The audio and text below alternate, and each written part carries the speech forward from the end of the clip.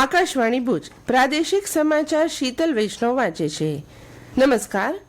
કેન્દ્રીય મંત્રી પ્રહલાદ જોશીએ કહ્યું, ભારત સૌર ઉર્જા ઉત્પાદનમાં સ્થાપિત ક્ષમતાનો 50% હાંસલ કરીને વૈશ્વિક સ્તરે ત્રીજા સ્થાન પર છે.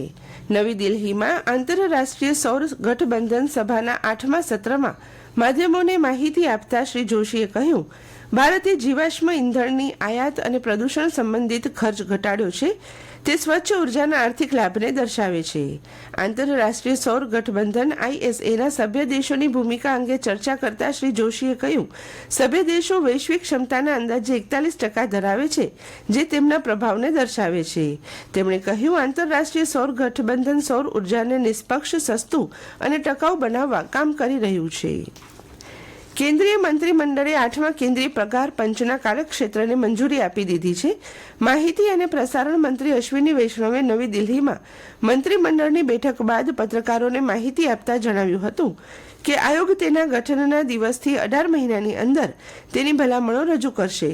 તેમણે જણાવ્યું હતું કે કમિશનમાં એક અધ્યક્ષ, એક અંશકાલીન સભ્ય અને એક સભ્ય સચિવનો સમાવેશ થશે.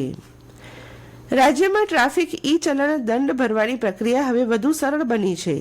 ગુજરાત પોલીસની ટ્રાફિક શાખા દ્વારા ભારતીય સ્ટેટ બેંક SBI સાથે કરાયેલા સમજૂતી કરાર MOU અંતર્ગત Bharat bill payment system BBPS મારફતે વિવિધ ઓનલાઈન માધ્યમો દ્વારા દંડની રકમ ચૂકવવાની સુવિધા શરૂ કરવામાં આવી છે, જેનાથી હવે ગૂગલ પે, ફોન પે, ભીમ પે અને યોનો એપ્લિકેશન મારફત વાહન ચાલકો સીધી દંડની રકમ ભરપાઈ કરી શકશે. આ સુવિધાથી વાહન ચાલકોને ઓનલાઈન પેમેન્ટના વધુ વિકલ્પો પ્રાપ્ત થશે અને દંડની રકમ ભરપાઈની પ્રક્રિયા વધુ સુવિધાજનક બનશે. અત્યંત ભારે વરસાદની આગાહીને ધ્યાને લઈને આપત્તિ વ્યવસ્થાપન રાજ્યમંત્રી સંજયસિંહ મહિડાએ ગાંધીનગર રાજ્ય કટોકટી સંચાલન કેન્દ્ર SEOC ખાતે ગઈકાલે સમીક્ષા બેઠક યોજી હતી. તેમણે વર્ચ્યુઅલ માધ્યમથી અમરેલી, પોરબંદર, જૂનાગઢ, ગીર સોમનાથ, ભાવનગર, ભરૂચ, નર્મદા, નવસારી, વલસાડ, ડાંગ અને તાપી જિલ્લાની પરિસ્થિતિનો તાગ મેળવીને સંબંધિત જિલ્લા કલેક્ટરને જરૂરી સૂચનાઓ પણ આપી હતી. સંભવિત જોખમોને ધ્યાને લઈ જિલ્લા વહીવટીતંત્રએ જરૂરી તમામ આગોતરી તૈયારીઓ કરીને સાવચેત રહેવા પણ તેમણે અનુરોધ કર્યો હતો. હવામાન વિભાગની આગાહી મુજબ રાજ્યના વિવિધ જિલ્લાઓમાં કમોસમી વરસાદ થઈ રહ્યો છે. ગઈકાલે રાજ્યના 119 તાલુકાઓમાં વરસાદ થયો છે, જેમાં સૌથી વધુ 2.5 ઇંચ જેટલો વરસાદ અમદાવાદ જિલ્લાના બાવડા અને ગીર સોમનાથ જિલ્લાના તાલાલા, વેરાવળ, સૂત્રાપાડામાં થયો છે. અરબી સમુદ્રમાં સર્જાયેલા ડિપ્રેશનના કારણે હવામાન ખાતાની 5 દિવસની હળવાથી ભારે વરસાદની આગાહી વચ્ચે કચ્છના ભુજ, ગાંધીધામ, અંજાર, નખત્રાણા અને ભચાઉ તાલુકામાં ઝરમરથી માંડી 1.5 ઇંચ વરસાદ પડ્યો હતો. તો ધાબળિયા વાતાવરણને કારણે સુસવાટા પવનો થકી ઠંડક પ્રસરી હતી. તો કચ્છના બંદરો પર 3 નંબરનું સિગ્નલ લગાવાયું છે. કમોસમી વરસાદને પગલે ખેડૂતો ચિંતિત બન્યા હતા. ભારત અને ઓસ્ટ્રેલિયાની ટીમો વચ્ચેની 5 T20 મેચોની શ્રેણીનો આજથી આરંભ થાય છે. પ્રથમ મેચ કેનબેરા ખાતે રમાશે, જેનો આરંભ ભારતીય સમય મુજબ બપોરે 1:45 વાગ્યે થશે.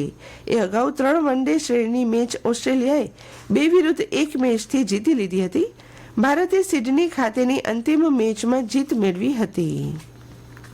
આજે સંત શિરોમણી જલારામ બાપાની 226મી જન્મ જયંતિની જિલ્લામાં વિવિધ સ્થળોએ પૂજા અર્ચના, મહાપ્રસાદ તથા સેવા કાર્યો સાથે ઉજવણી કરવામાં આવશે.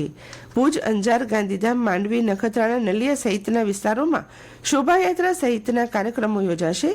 જલારામ બાપાની જન્મ જયંતિ નિમિત્તે જરૂરિયાતમંદોને મીઠાઈ, ફરસાણ, રાશન કીટ આપીને સેવા કાર્યો પણ કરાશે. આગામી 31મી ઓક્ટોબરે સરદાર વલ્લભભાઈ પટેલને 150 વર્ષ પૂર્ણ થતાં ભુજમાં એકતા યાત્રા યોજાશે. જિલ્લા વહીવટીતંત્ર તેમજ કચ્છી લેવા પટેલ સમાજના સંયુક્ત ઉપક્રમે 31 ઓક્ટોબરના વહેલી સવારે સરદાર પટેલ વિદ્યા સંકુલ, ભુજ મુન્દ્રા રોડ પાસેથી 5 કિલોમીટરની આ યાત્રા શરૂ થશે. શિક્ષણ વિભાગ દ્વારા છાત્ર છાત્રાઓ તેમજ રમતગમત વિભાગના ખેલાડીઓ આ યાત્રામાં જોડાશે. જાહેર જનતાને ભાગ લેવા એક યાદીમાં જણાવાયું છે. ભુજ નગરપાલિકાની ટાઉનહોલ ખાતે પ્રમુખ રશ્મિબેન સોલંકીના અધ્યક્ષ સ્થાને ત્રિમાસિક સામાન્ય સભા મળી હતી. બેઠકમાં પ્રધાનમંત્રી દ્વારા તાજેતરમાં બચત ઉત્સવ એટલે કે GST દરમાં ઘટાડો કરાતા તેમને અભિનંદન પાઠવતો ઠરાવ પસાર કરવામાં આવ્યો હતો. અને આ સાથે આજનું સમાચાર બુલેટિન પૂરું થયું. નમસ્કાર.